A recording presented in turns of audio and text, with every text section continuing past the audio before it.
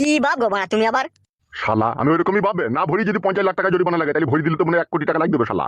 শালাকে বলছি হায় হায় শালা আমি লটারিতে 1 কোটি টাকা পেয়েছি তোকে 50 লাখ টাকা দেবো ব্যবসা বাণিজ্য করে খাবি আর ভালো দেখে মেয়ের সাথে তোর বিয়ে দিয়ে দিবো না শালা এমএলএর কাছে গোডাউন সব করতে গেছে শালা। তা আমি জানি বাড়া আমাকে এইভাবে ফাঁসিয়ে দিবে। জানো না তা যাওয়া কি দরকার ছিল হে মাং মানি বেটা। মানুষ ভুল একবারই করে বারবার করে না, আর আমিও চিনি নিলাম এমএলএ সাহেবকে, বুঝি কত বড় গুদমারানি ভাই।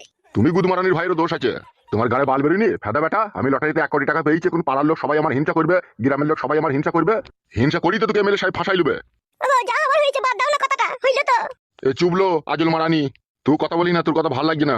বাগি শুনিলে একটা কথা, কান ফাঁক করি বাগিয়ে একটা কথা শুনিলে দ্বিতীয় দিন যেন আমাকে না বলতে হয় এই ধরনের কথা, বুঝলিবে পাটা। এমএলএ সাহেবের সাথে আর এমএলএ সাহেবের চাঙ্গু বাঙ্গুর সাথে তোর যেন কোনো সম্পর্ক না থাকে, আর যদি সম্পর্ক রেখেছো খানকি ছেলে তোমাকে আমি তেজপুত্র করবো। কি আবার গো বাড়া তুমি আবার কথায় কথায় খালি গাল দিচ্ছ, মিনিস বলে বললাম তো। ওবে মনে থাকে যেন কথাটা। এ কালু তুই যা বাপ চান করে আয়, যা দি চান করে এসে ভাত খাবি, যা যা যা যা, পেটে তো দানা পানি নাই বুঝতে পারছিস, যা।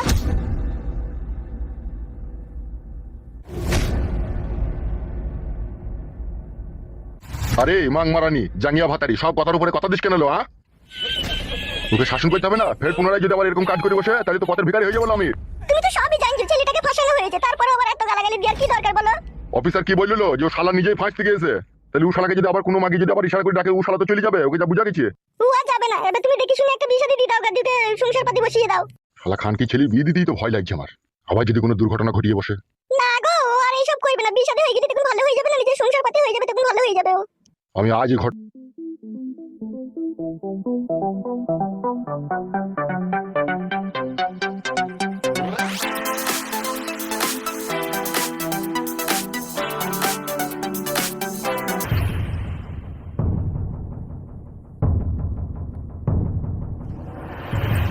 বিকাশ দত্তবাবু, কালুর বাবা সম্পূর্ণ বুঝতে পেরে গেছে যে কালুকে আমরা ফাঁসিয়ে 50 লাখ টাকা নিচ্ছি। টাকা নেওয়া হয়ে গেছে তো? ওটা আবার বাকি থাকে বিকাশ দত্তবাবু, টাকা আমি নিয়ে নিয়েছি। কত টাকা নিয়েছো? এই তো 50 লাখ। টাকাটা ওখানে রাখো। আমাকে আপনি কত দিবেন? এখন আমার মাথা নষ্ট আর আমার মনে অনেক কষ্ট। কেন কিসের জন্য? জানো না নাকি অফিসার বৌদিমণি পালিয়ে গিয়েছে বাড়ি থেকে। এ কি কি কি সে কি এটা কি কি কি কি করে হলো? সেটাই এখনো পর্যন্ত আমি বুঝতে পারছি না। আমার একটা সন্দেহ হয়েছে। কি সন্দেহ? আপনি বোধহয় বৌদিমণিকে রাত্রিরে ঠিকঠাক ভাবে লাগাইতে পারতেন না। যা আপনি বুঝেন না তাহলে কথা বলবেন না, বুঝতে পেরেছেন তো? আজে বাজে কথা বলিস কেন বে বুকাচ্ছু? আমি লাগাইতে পারি না? তাহলে তোর বোর্ড একবার এনে দিয়ে দেখ পারি কি না পারি। ওই জন্যই তো বিয়ে করিনি, এখন হাই বড় আছি। বাঁড়া কপালের ছোঁড়া, মাথা গরম করে দিচ্ছে আমার। তা বিকাশ দত্তবাবু, এই ঘটনাটা কি করে ঘটলো আর বৌদিমণিকে কে লিয়ে গেছে কিছু কি বুঝতে পেরেছেন? সবই বুঝতে পেরেছি, কিন্তু বুঝতে পেরেও কিছু করতে পারছি না।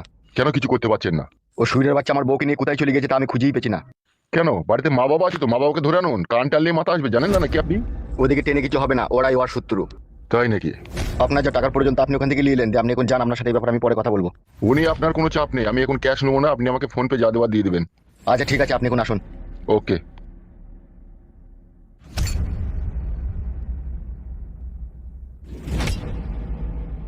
আরে কি করবি একটু বল, আমার তো বউ পালিয়ে গেছে বলে মাথায় কাজ করছি না রে। হামসাপাড়ার ফালতু গেছে তো, আসুক না, এলেই তো ব্যাপারটা বোঝা যাবে কি হয়েছে কি না হয়েছে। অত উত্তেজিত হওয়ার দরকার নেই তো আপনাকে। ওরা জীবনে এক এক সময় এমন এমন ঝড় চলে আসি না, সহ্য করতে পারছি না বে। করতে হবে করতে হবে, এখন সহ্য ধৈর্য দুটোই করতে হবে। দুনিয়ায় বাঁচতে গেলে কত ঝড় তখন আসে, আপনি তো আর জানেন না।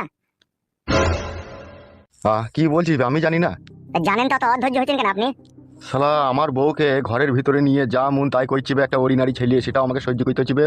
সেটা আপনার দোষ কোথায়? আপনার বউয়ের দোষ।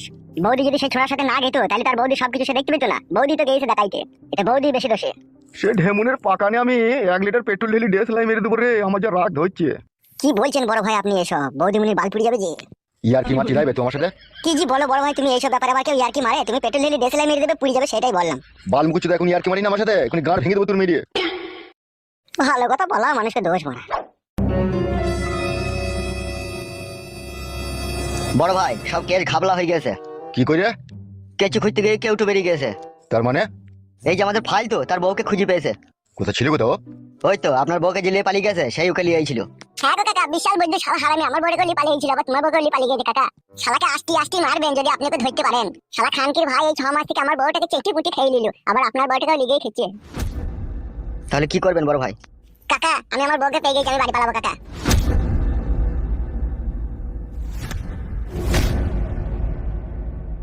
কি বলছিস তুই বাড়ি পালাবি? তো বাড়ি যেতে হবে না কাকা, কতদিন হয়েছে বলো, মন খারাপ করছে না বাড়ি লেগে আমার। পা হাত মেরে গুঁড়ো করে দেবো, চিনিস তোমাকে? আমার কাছে এসেছিস আর এই 6 মাস থেকে আমার কাছে খাওয়া দাওয়া করছিস, আর আমি না বললি তুই বাড়ি চলে যাবি, তো ভাবলি কি করবে? বউ পেয়ে গেছি কাকা, মনে একটা খুশি হয়েছিল বাড়ি যাওয়ার লেগে, সেই জন্য বলছি। বউ পেয়ে গেছিস তো ভালো ভালো কথা তো। এখন তো আমার সাথে আমার বাড়ি চো, ওখানে তোর সাথে আমার কিছু কথা আছে, তারপরে তুই যাবি। আবার বাড়ি যেতে হবে কাকা, এইখান থেকে চলে গেলে ভালো হতো না? আবার কথা বলে মারবো, কথার পরে কথা দিলে। বেশ বেশ বেশ, চলো কাকা। চ হাট।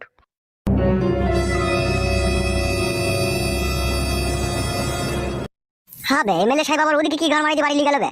কি জানি বাড়া, এমএলএ সাহেবের প্ল্যান কিছুই বুঝতে পারি না বাড়া। আমার মন বলছে নিশ্চয়ই দেখবি এর ভিতরে কোনো ঘাবলা কেস আছে।